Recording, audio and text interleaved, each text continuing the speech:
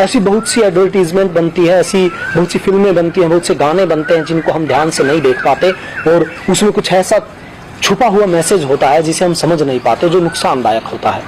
तो आइए हम एक बार कुछ सेकंड की ऐड है, इसे देखते हैं।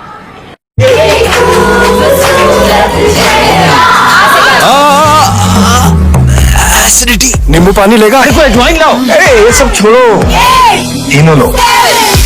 इनो, ये एसिडिटी पे काम शुरू करे सिर्फ 6 सेकंड में। आपने ये एडवर्टीजमेंट देखी, इसमें कहा किसी ने कि एक शब्द आपने सुना होगा, नींबू अजवाइन की बात आई और फिर कहा छोड़िए इनको, इनो लीजिए, इनको छोड़िए, इनो लीजिए क्योंकि इनो ज्यादा बढ़िया है। कोई बात नहीं, इनो को प्रचार कीजिए आप, इनो आपने बनाई है, बड़ी कंपनी का ब्रांड होगा, हमें कोई दिक्कत नहीं। लेकिन मैं कहता हूं नींबू को कहा गया छोड़िए नींबू को। क्या सामान्य से सामान्य व्यक्ति भी समझ सकता है नींबू और इनो में कोई मुकाबला है सेहत के मामले में? नहीं है। लेकिन फिर भी बोल दिया गया, नींबू का दुष्प्रचार कर दिया गया क्योंकि इनो एक बड़ी कंपनी बना रही है और नींबू को किसान पैदा कर रहा है। नींबू के बारे में कुछ भी बोल दिया जाए, नींबू का दुष्प्रचार कर दिया जाए, नींबू की मार्केटिंग खराब हो, कोई मतलब नहीं है किसी को, क्योंकि किसान है। किसान बेचारा ब्रांडिंग कर ही नहीं पाता अपनी चीज की। किसान के ब्रांड को तो खराब करे, उसके बारे में बुरी बातें कोई कहे, वो उसे समझ भी नहीं आता। वो तो अपने प्रोडक्ट की ब्रांडिंग का भरोसा सिर्फ सरकारों से सोचता है, लेकिन सरकारों को ब्रांडिंग नहीं करनी, उनको तो वोट लेना होता है, उन्हें पता है वोट कैसे लेना है।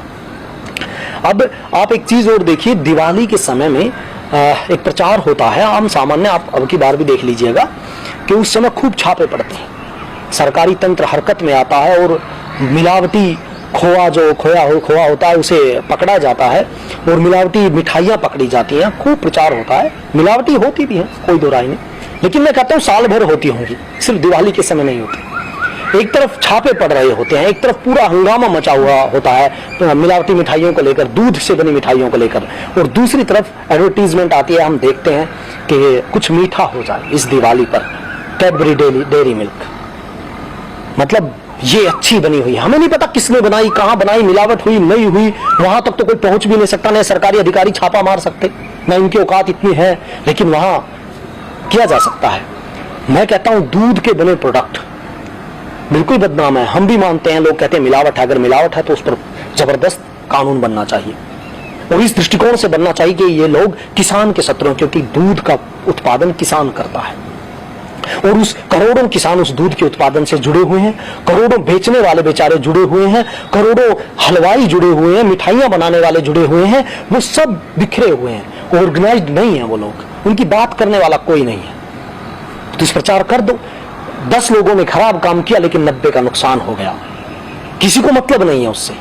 मैं इतना कहना चाहता हूं कि आप दूध से बनी गुलाब जामुन, मीठा कैडबरी डेयरी मिल्क कोई मुकाबला कर सकती है उसका, लेकिन भाई वो बड़े अमीर लोगों की पहचान बना दी गई, चॉकलेट कोई मुकाबला नहीं। हमारी गुलाब जामुन विदेशों में जानी चाहिए थी, लेकिन दुष्प्रचार के कारण हमारे ही देश में बर्बाद हो रही है। हमारे देश में कोई खाना पसंद नहीं करता क्योंकि डर है कहीं मिलावटी ना हो। मतलब हमारे अपने प्रोडक्ट, जिस स्वदेशी की हम बात करते हैं, वो स्वदेशी तो हम अपने ही देश में घुट रहा है वो प्रोडक्ट। पिछले उसमें आपने देखा होगा, हमारे प्रधानमंत्री जी ने एक भाषण में कहा था कि हमें स्वदेशी पर काम करना होगा और उन्होंने सप्लाई चेन की बात कही थी कि सप्लाई चेन हमें विकसित करनी होगी। किसान की एक बड़ी समस्या कि हमारी आज तक इतने दिन में हम सप्लाई चेन विकसित नहीं कर पाई, हमारी सरकारें। 30% सब्जियां खराब हो जाती हैं लोगों तक पहुंचने से पहले, क्योंकि सप्लाई चेन बढ़िया नहीं है। और स्वदेशी का तो मामला आप समझ रहे हैं, जब हम स्वदेशी चीज की ब्रांडिंग नहीं करेंगे, स्वदेशी चीज रूढ़िवादी लोगों की, पुरानी बातें करने वाले लोगों की वस्तु होगी तो कौन लेगा उसे? आगे बढ़े हुए लोगों की तो कैडबरी डेयरी मिल्क होगी, ब्रांडिंग करने वाला कोई नहीं है स्वदेशी की। मैं तो कहता हूं किसान की ब्रांडिंग करने वाला कोई नहीं। ये किसान, नींबू किसान का प्रोडक्ट है, कोई हिम्मत क्या थी कि किसान के प्रोडक्ट को गाली देके आपने इनो बेच दिया? आप इनो बेचो, हमें मतलब क्या, हमारे प्रोडक्ट को गलत बता के क्यों? इसको छोड़ो, क्यों छोड़ो इसको? आपकी इनो क्या मुकाबला करेगी हमारा? लेकिन हम इस चीज पर बढ़ ही नहीं पाते। दूध से इतना बड़ा बाजार खड़ा हो सकता था, लेकिन हमने अपने दूध प्रोडक्ट को आगे नहीं लेकर आए। हमारे विदेशों में एक्सपोर्ट होने चाहिए थे, हम कबाड़ इंपोर्ट कर रहे हैं। हमारे यहाँ 2 लीटर दूध को लीजिए, 10 लोगों को, बेहतरीन 10 मेहमानों को आप परोस सकते हैं उस 2 लीटर दूध को, जो स्वास्थ्यवर्धक है, लेकिन उसकी जगह हम कोल्ड ड्रिंक देंगे जो बस आसान है देने में। हमने मिल्क प्रोडक्ट पर काम नहीं किया, जो ड्रिंक्स बन सकती थी दूध की, इस पर प्रोसेसिंग यूनिट्स वगैरह लग सकती थी, छोटे छोटे किसानों को इकट्ठा करके इस पर काम किया जा सकता था, नहीं हुआ। कोल्ड ड्रिंक बिक रही है वो बेकार, वही उतने रुपए की 100 रुपए के आसपास की कोल्ड ड्रिंक आएगी, उससे सस्ता दूध आएगा 2 लीटर, लेकिन 2 लीटर वो बिक रही है। ध्यान नहीं दिया गया उस पर, क्योंकि वो किसान का प्रोडक्ट था।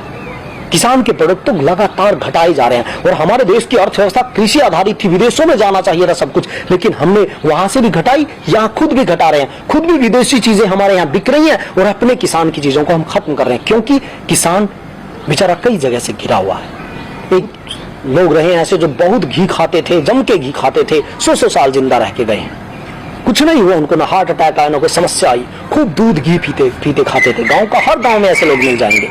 लेकिन अब 30 साल की उम्र में कह देता है डॉक्टर घी मत खाइए, आपका कोलेस्ट्रॉल बढ़ जाएगा, और 70 साल तक 60 साल तक आदमी को 3-4 हार्ट अटैक आके मर जाता है वो आदमी बिना घी खाए भी। गांव में घी को विषरोधक माना जाता था कि शरीर में जितने जहर बनते हैं उनको घी खत्म कर देता है, इसलिए घी खाया जाता था बहुत। अगर सांप काट जाता था तो घी पिलाया जाता था। गांव के लोगों की अपनी पुरानी रिसर्च थी, जिसे आज कल की दुनिया नहीं मानती है, क्योंकि रिसर्च खुद की कुछ हो ना हो, लेकिन पुरानी रिसर्चों को बिल्कुल नकारेंगे। हर आदमी मेरी इस बात को स्वीकार करेगा कि आज हर जगह बाजार हावी है। बाजार ने हर चीज को कंट्रोल किया है, चाहे वो स्वास्थ्य हो, चाहे वो शिक्षा हो, हर जगह बाजार अपने दृष्टिकोण से चीजों को लोगों के सामने लेकर आता है। अब घी रोकना था तो मार्केट में आया वनस्पति घी। हम बचपन से सुनते आए थे, खाओ गगन रहो मगन, डालडा खाइए, फिर कुछ दिन बाद लगा के ना ना ना, और घी का विकल्प लेकर आई कंपनियां, फिर कहा ना ना ये ठीक नहीं है, अब क्या खाइए, अब रिफाइंड ऑयल खाइए, बोला ये तो सेहत के लिए ठीक नहीं है, रिफाइंड ऑयल खाइए, अब ये सेहत के लिए ठीक है। मतलब उनको जो ठीक लगे वो सेहत के लिए, घी मत खाइए, बाकी हम कुछ देते रहें आपको। अब रिफाइंड ऑयल भी कहने लगे हैं कि नुकसानदायक है, अब फिर कुछ और लेकर आएंगे, लेकिन घी मत खाइए। और हम टीवी पर विज्ञापन देखते हैं, ब्रांडिंग देखते हैं, बड़े बड़े टीवी स्टार, बड़े बड़े एक्टर, बड़े बड़े अभिनेता उनकी ब्रांडिंग करते हैं, कोई कोल्ड ड्रिंक बेच रहा है, कोई कुछ बेच रहा है। किसान के ब्रांड को कोई नहीं बेच रहा। किसान के ब्रांड को बेचने की जिम्मेदारी सरकार पे थी, सरकार बस वोट समझती है। ब्रांडिंग की जिम्मेदारी सरकार की नहीं, उन्हें पता है चुनाव के समय आप वोट खरीद लोगे। अब किसान बेचारा, गाय का घी बहुत लोग कहते हैं स्वास्थ्यवर्धक होता है, लेकिन सरकार को बड़ी बड़ी कंपनियां रोकने के लिए आएंगी, उन्हें पता है घी बिकेगा तो हमारा नहीं बिकेगा, घी का दुष्प्रचार करो, वो काम करेंगे। किसान रोक नहीं सकता, उसके पास संसाधन नहीं है, सरकारों को जरूरत नहीं है, बड़ी बड़ी ताकतों से किसान को टकराना नहीं कर पाएगा। दूसरी तरफ किसान की बात करने वाले लोग ही किसान के दुश्मन हो जाते हैं। कैसे? गाय की बात आती है कि गाय का घी बढ़िया है। अब एक बात बताइए, कोई नेता शायद गाय पालता हो, गाय आम किसान पालता है, और पहले पालता था, पालता है। अब किसान के लिए एक समस्या खड़ी हो जाती है, जब गाय के घी की बात आती है, गाय की दूध की बात आती है, तो फिर किसान घिर जाता है वामपंथ और दक्षिण पंथ के चक्कर में, और वामपंथी साम्यवादी लोग विरोध करने लगते हैं। गाय की बात आते ही कहने लगते हैं अरे ये तो हिंदुत्व की बात है, हिंदुत्व की बात है। उनको ये नहीं सोचते रहे हिंदुत्व की बात बाद में होगी, पहले किसान के घर की गाय है भाई, आप जिसकी लड़ाई लड़ रहे हो।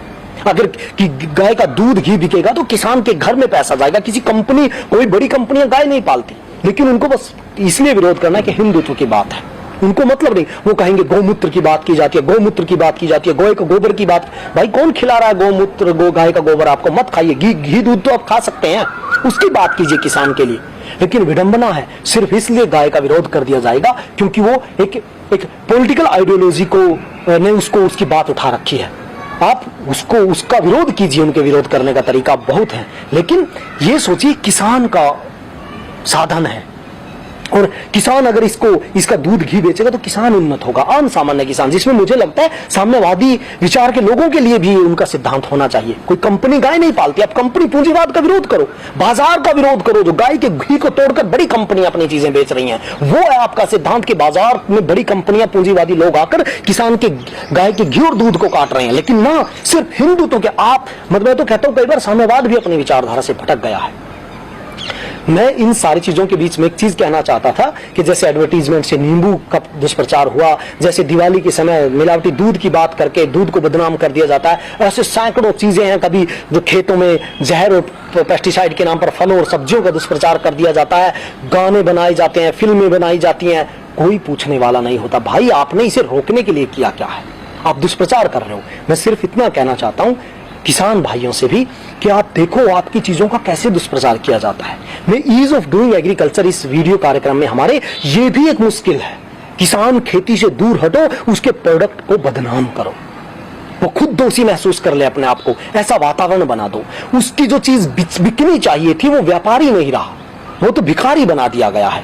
वो सबके लिए वो चीजें पैदा करता है जिससे लोगों का जीवन चलता है, और जीवन के लिए उपयोगी चीजों से बड़ी मार्केट नहीं होनी चाहिए थी। तो मैं इतना कहना चाहता हूं, कम से कम कोई और आवाज न उठाए। जब ऐसे प्रोडक्ट आते हैं तो कम से कम सोशल मीडिया पर तो लोगों को अवेयर की कि नहीं नींबू बढ़िया है, इनो बढ़िया नहीं है। ऐसी छोटी छोटी चीजों को आप देखते हो तो उन चीजों के खिलाफ आवाज उठाइए।